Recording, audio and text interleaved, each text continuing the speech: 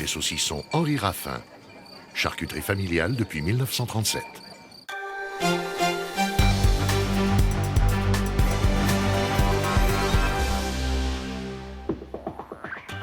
Bonsoir à tous, soyez les bienvenus dans ce 19-20. Au sommaire de l'édition régionale, ce soir, des réactions et des hommages après l'annonce de la mort de Simone Lagrange. Déportée très jeune dans un camp de la mort et rescapée, elle avait témoigné contre son bourreau Klaus Barbie lors de son procès en 1987. Yves Ganancia, président du CRIF Grenoble-Dauphiné, évoquera avec nous la mémoire de cette grande dame. La grève des employés des Deux Alpes, les télésièges ont été immobilisés ce matin aux grandes dames des clients de la station.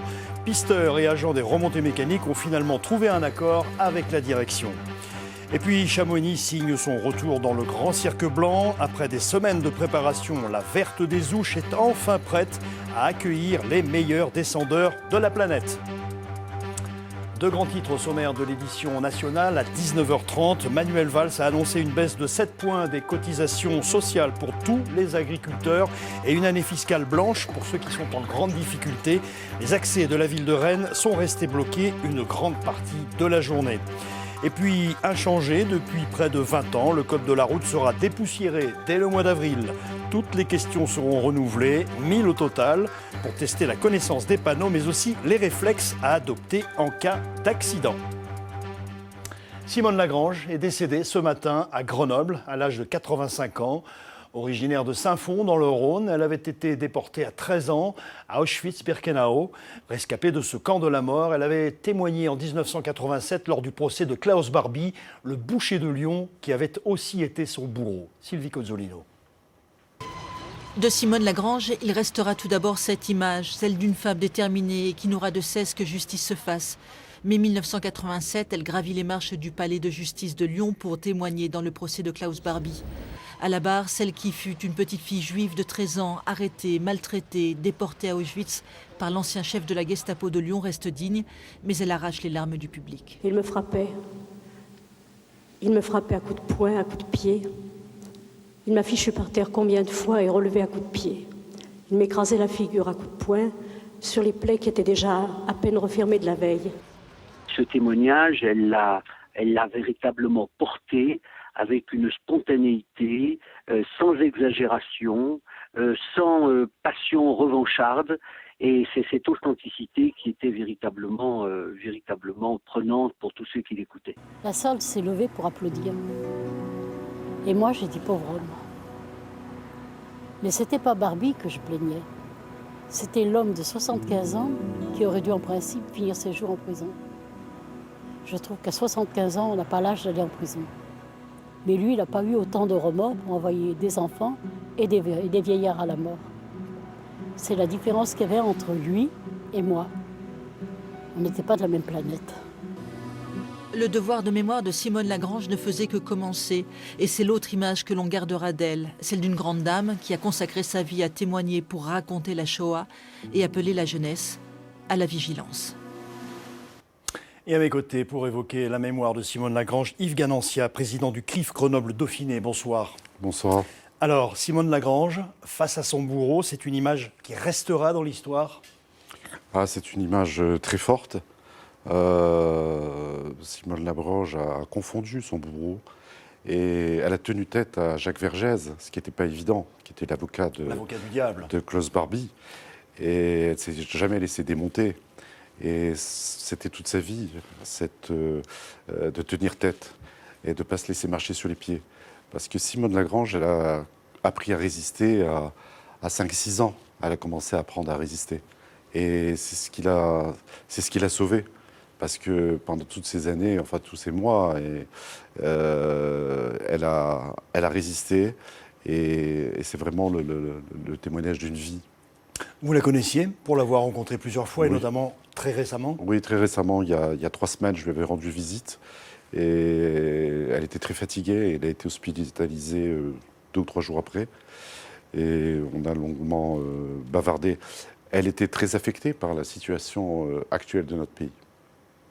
Tout ce qui se passe en ce moment et qui touche notamment la communauté juive. Elle était très affectée parce que Simone Lagrange, elle était d'une grande tolérance et elle était Elle et ses parents, d'ailleurs. Elle ne voulait pas, oui, bien sûr, ses parents lui avaient inculqué cette tolérance, puisque, en fait, Simone Lagrange était juive. Elle allait régulièrement, étant enfant, à la synagogue, mais ça ne l'avait pas gêné d'apprendre le catéchisme avec ses petites camarades. Et elle a raconté même que son papa, qui avait une belle voix, chantait Minuit chrétien à l'église parce que le curé lui avait demandé et ça ne lui posait pas de problème. C'était une maison, chez les Kadosh, c'était la maison du bon Dieu. On accueillait tout le monde et dans cette période avant-guerre déjà, où il y avait les réfugiés espagnols, ils accueillaient tout le monde. C'était une maison ouverte. Un cœur ouvert aussi. Un destin à part, on l'a compris. Une résistante accomplie. Elle a continué sans relâche son combat contre l'antisémitisme et l'intolérance. Bien après ce terrible procès, bien sûr, très impliquée dans la vie grenobloise, cette grande dame a suscité de nombreuses réactions recueillies aujourd'hui. Cédric Le Poitvin, Vincent Abran. Moi, j'ai vu des enfants jouer sur le terre-plein avec Mengele et que Mengele nous faire creuser un fossé tout autour des gamins. Il flanquait de l'essence et faire cramer les enfants vivants. C'est avec ces mots forts et poignants que Simone Lagrange faisait le récit des horreurs vécues au camp d'Auschwitz où elle a été déportée en juin 1944 à l'âge de 13 ans. Et c'est avec beaucoup de courage et de détermination qu'elle s'est présentée au procès de Klaus Barbie à Lyon en 1987, un témoignage qui l'a rendue célèbre. Simone Lagrange, une jeune juive déportée rescapée de la solution finale, qui parlait avec beaucoup de distanciation et d'humour malgré tout. On a connu beaucoup de déportés qui ne pouvaient pas parler, ou alors qui ont parlé mais très très tardivement.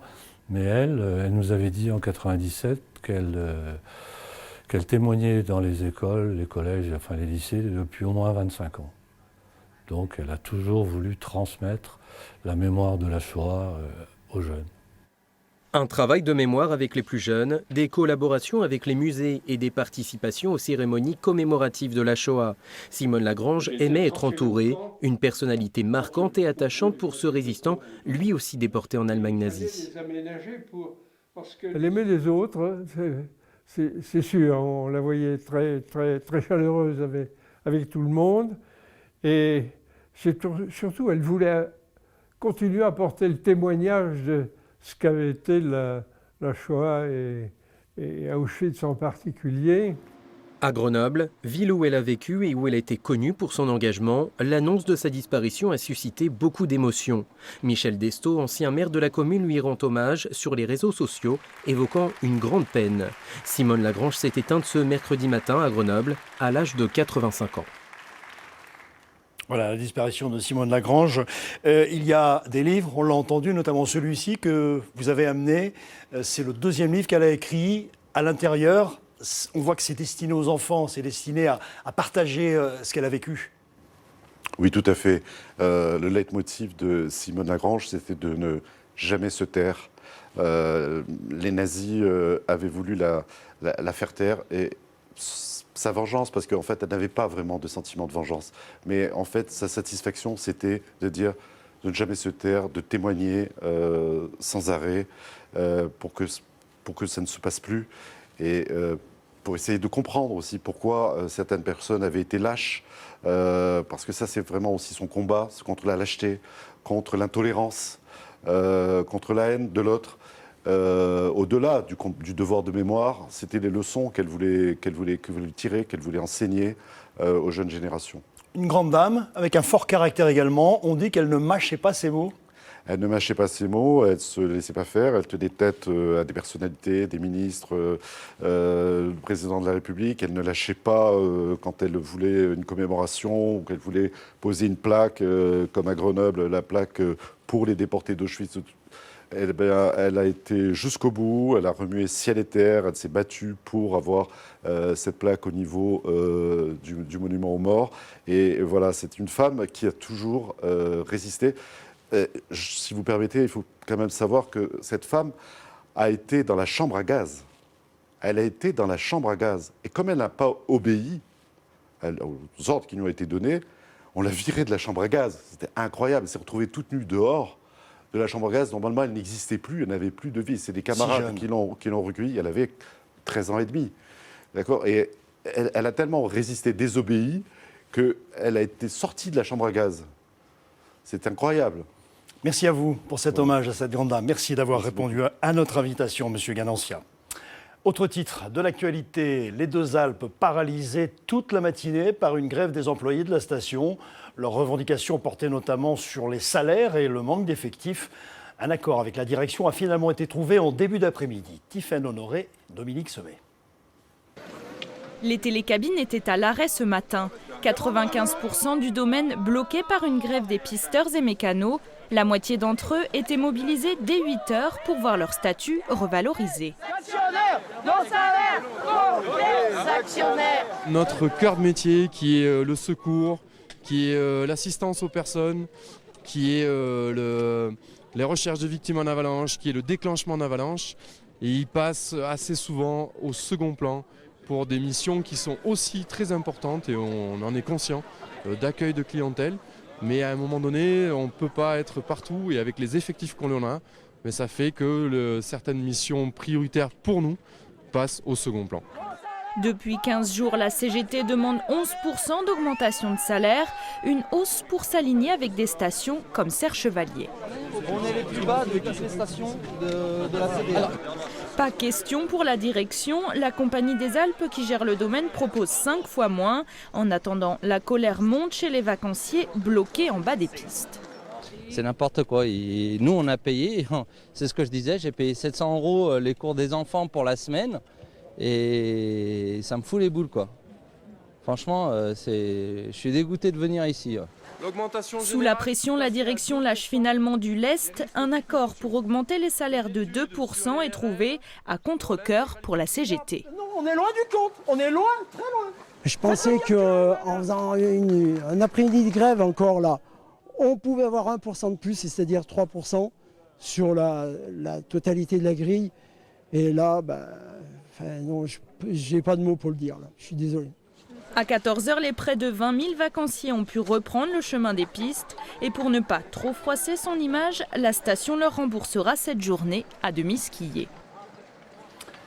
Des remontées mécaniques à l'arrêt en pleines vacances de février. Voilà qui a dû choquer notre invité, Laurent Reynaud. Bonsoir. Bonsoir. Alors vous êtes délégué général des domaines skiables de France. Comment a-t-on pu en arriver là ? Écoutez, je voudrais d'abord dire que dans ce pays, quand on travaille, on est moins précaire que d'autres.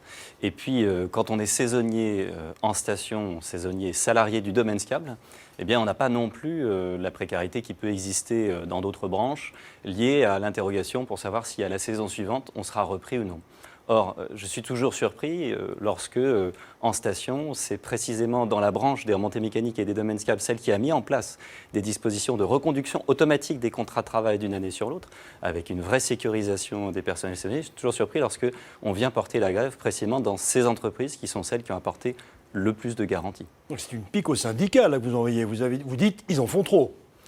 Écoutez, et ils oublient. Si j'ai bien compris, le contexte était celui d'une entreprise et pas du tout celui de la branche. Mais malgré tout, je tiens à rappeler que l'ensemble des dispositions que nous avons mises en place en termes de protection sociale, en termes de prévoyance, d'incapacité, d'invalidité, également au plan économique avec des dispositions très favorables sur l'ancienneté et qui n'ont d'égal nulle part ailleurs en station, sont véritablement de nature à sécuriser les parcours professionnels saisonniers. D'ailleurs, dans le dialogue social de la branche qui est excellent et qui est régulièrement cité en exemple, y compris par les syndicats de salariés eux-mêmes, nous signons plusieurs accords paritaires par an avec FO, avec la CGT et les autres syndicats représentés. Et en même temps, une grève comme ça en station de ski, c'était inimaginable il y a 20 ans. Écoutez, on est dans des métiers du tourisme. On a une saison qui dure 4, peut-être 5 mois. On accueille une partie du monde entier, des clientèles aux Deux Alpes. On va trouver peut-être 50% de la clientèle étrangère. Chez certaines de ces personnes, d'ailleurs, le mot grève n'existe même pas. On doit tout faire pour les accueillir et les fidéliser pour pas qu'ils aillent skier en Suisse, en Italie ou en Autriche. Et donc, bien sûr, le dialogue social doit se poursuivre, mais on ne devrait arriver à ce type d'extrémité, et on l'a vu, qui sont extrêmement traumatisantes pour les vacanciers qui sont là pendant seulement 6 jours, et bien seulement dans des niveaux extrêmes. Et je regrette effectivement à chaque fois qu'on en arrive à ces extrémités. Rapidement, d'une station à l'autre, les salaires ne sont pas les mêmes pour la même profession, pisteur ou employé des remontées mécaniques ? Bien entendu, nous ne sommes pas dans la fonction publique et donc les entreprises ont chacun des accords d'entreprise spécifiques qui peuvent varier d'une entreprise à l'autre. Et vous ne craignez pas que ce cas fasse boule de neige et entraîne d'autres mouvements ?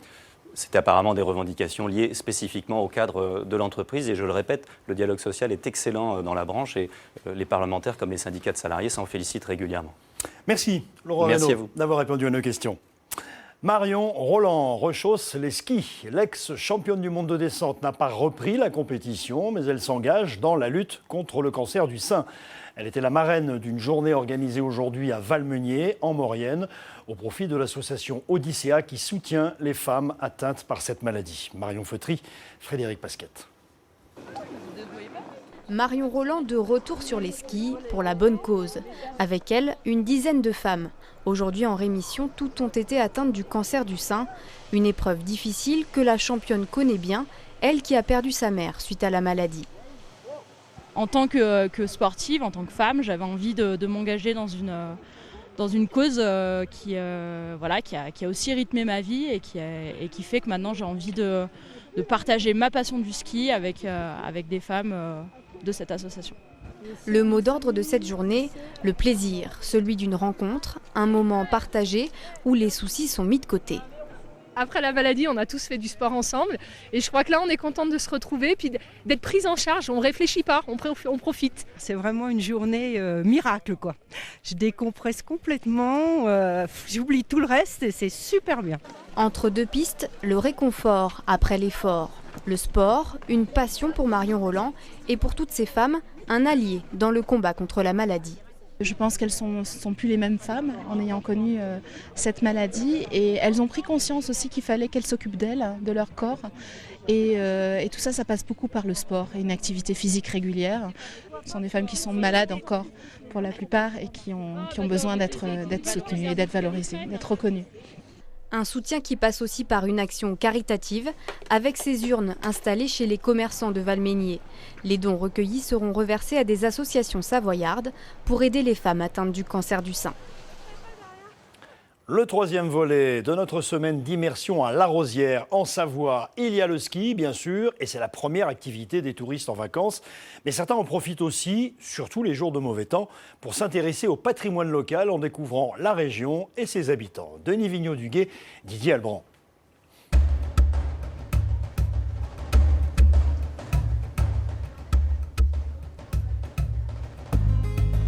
En fait, c'était des grandes familles qui vivaient ensemble, avec 2 parents, 5, 6, voire plus d'enfants.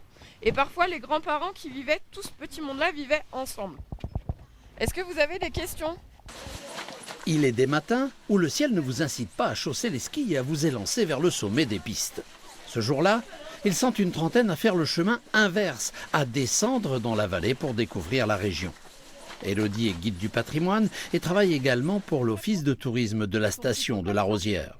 Aujourd'hui, elle a choisi d'emmener tout le monde visiter le hameau du Châtelard. Parce que c'est un des villages les plus typiques de Montvalzan, que ça a été un des plus gros, un des plus importants, que c'est un où aussi on a le plus de traces archéologiques de tout ce qui s'est passé. Et c'est un qui est le plus facile d'accès depuis la station. C'est une combinaison de facteurs en fait. Puis il y a la chapelle qui est aussi assez emblématique, la chapelle blanche, la chapelle Saint-Michel, qu'on retrouve sur pas mal de documents, donc c'est pour ça. Sur la commune de Montvalaisan, il n'existe pas moins de 14 chapelles qui constituent un patrimoine reconnu. Elles ont souvent été construites en remerciement d'une grâce reçue et chacune est vouée à un saint particulier qui correspond parfois au nom du donateur. Autre point d'intérêt, l'architecture des maisons du hameau. Leur épais mur de pierre sèche sont coiffés d'une robuste charpente en bois pour supporter le toit de l'Auze et la masse importante de neige. D'à peu près 1 mètre d'épaisseur. Autant de détails qui racontent aux visiteurs la vie rude d'autrefois. Je ne suis pas piste de ski, moi je fais un peu de raquette, de balade et j'aime bien découvrir les villages. Voilà, moi ça m'intéresse de savoir comment c'est fait, comment c'est construit et l'histoire du village. Le fait que les bêtes soient à l'intérieur, ça leur permettait d'avoir un tout petit peu plus de chaleur. Actuellement avec la météo, on est un petit peu dans la brume, donc ça nous permet de voir autre chose et puis de voir effectivement comment ils habitaient, comment ils se logeaient, comment ils construisaient ici. C'est intéressant tout ça. La promenade s'achève par la visite d'un élevage de moutons. L'occasion de prendre quelques clichés souvenirs, mais surtout d'en apprendre un peu plus sur les pratiques agricoles du secteur. Vous faites pas de fromage? Non, c'est production viande agneau. Regarde, une caresse? Une petite caresse? Enfin, comme il se doit, c'est au tour d'un verre de l'amitié que la journée s'achève dans l'ancienne école. Encore une façon agréable de mieux connaître le patrimoine savoyard. C'est le seul passage assez... Dans l'actualité économique de la région, sachez que le groupe français Rossignol a officialisé son rachat du constructeur de cycle Time dans le cadre d'une stratégie de désaisonnalisation de son activité. Un dossier complet à découvrir sur notre site alpes.france3.fr. Un mot de hockey sur glace avec ce soir à Méribel en Savoie, la finale de la Coupe de la Ligue. Les Dragons de Rouen affrontent les Rapaces de Gap. Et puis notez que la finale de la Coupe de France de football féminin se déroulera le 15 mai prochain au Stade des Alpes de Grenoble. J-2 pour la Coupe du Monde de ski alpin à Chamonix-les-Ouches. C'est le retour de la vallée du Mont-Blanc dans le Grand Cirque Blanc. Après 3 années d'absence, les meilleurs descendeurs de la planète vont se retrouver sur la Verte, la piste mythique du Cambar, qui a fait l'objet de toutes les attentions pour accueillir l'événement. Nathalie Rapuc. Le Cambar, c'est le rendez-vous chamoniard des meilleurs skieurs internationaux. Une course historique qui demande une préparation méticuleuse. Depuis 35 ans, Gérard dame les pistes du domaine des Ouches. Pour chaque compétition, c'est lui qui travaille la piste jour et nuit pour qu'elle soit parfaite. Les 2 personnes qui lui indiquaient le niveau de la neige autrefois ont été remplacées cette année par le GPS. On a une machine qui est équipée avec le SnowSat là. On sait ce qu'on a dessous les chenilles tout de suite. On a préparé toute la piste avec cet appareil. Et on a gagné, comme on n'avait pas beaucoup de neige, on a pu réussir à faire la piste avec ça. Une douzaine de moniteurs des écoles d'Argentière, des Ouches et de Chamonix mettent en place plusieurs kilomètres de filets depuis 3 semaines. Sur une piste qui manquait de neige dès le début de la saison, il faut s'adapter. Bon, au vu des conditions, ouais, c'est pas évident à tout gérer. Ouais. Notamment au niveau des filets en haut, il y a beaucoup de boulot sur la piste. Après 5 mois de travail, ces chutes de neige arrivent un peu tard pour les organisateurs. Seulement quelques jours avant le début de la course. La piste était prête puisqu'on a pu faire entraîner l'équipe de France de ski avec une magnifique journée. Et puis là, il neige beaucoup, donc maintenant toute la neige qui tombe, on doit l'enlever. Puisqu'en fait, on doit essayer d'avoir un manteau le plus compact possible. Et la neige naturelle, elle est pleine d'air et elle ne nous sert à rien en fait. Donc là maintenant, la problématique, c'est d'enlever les filets et de pousser la neige qui vient de tomber. Quelles que soient les conditions, des centaines de personnes sont mobilisées jour et nuit pour conserver tous les ingrédients d'une piste de Coupe du Monde jusqu'au top départ vendredi. Et puis, bonne nouvelle pour les tricolores, c'est l'enfant du pays, Guillermo Fayet, qui a réalisé le meilleur temps du premier entraînement de descente aujourd'hui devant Reichel l'Autrichien et Jansvold le Norvégien. Ce n'est pas rien. Pour terminer, des images des superbes vitraux commandés par le diocèse à l'artiste isérois Arcabas. Ils ont été posés dans la basilique du Sacré-Cœur. 24 vitraux monumentaux sur le thème de la création ornent l'édifice dorénavant. Une œuvre vivante, colorée et joyeuse. Image signée Jean-Pierre Rivet. Je vous rappelle enfin le premier titre de ce journal des Alpes qui s'achève, la disparition de Simone Lagrange, déportée à l'âge de 13 ans. Elle avait survécu au camp de la mort d'Auschwitz.